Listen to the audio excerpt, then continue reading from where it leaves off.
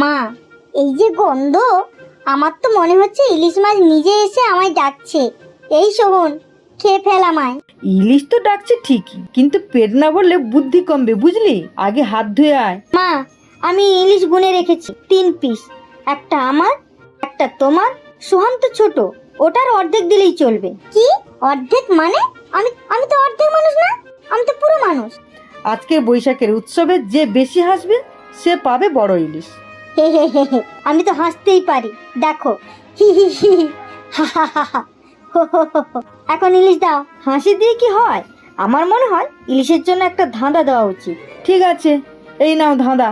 কাঠের পায়ে চলে, মাছের মতো সাঁতার কাটে না, এটা কি?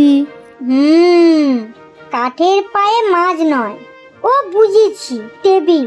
কারণ টেবিলের পা কাঠের, আর সাঁতার কাটতে পারে না। বাহ, ঠিক বলেছিস। নে তোর ইলিশ পিস।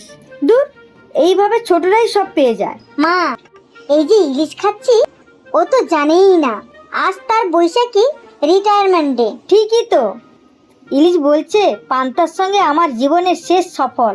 সত্যি তো, পয়লা বৈশাখে ইলিশ খাওয়ার মজা শুধু খাওয়া নয়, এইসব হাসি তামাশা তো আনন্দ। তাহলে পরের বার আবার যুদ্ধ হবে তো মা? নিশ্চয়ই, তখন আবার নতুন ধাঁধা, নতুন হাসি আর নতুন ইলিশ। শুভ নববর্ষ, ইলিশ জিন্দাবাদ। শুভ নববর্ষ, ইলিশ জিন্দাবাদ। শুভ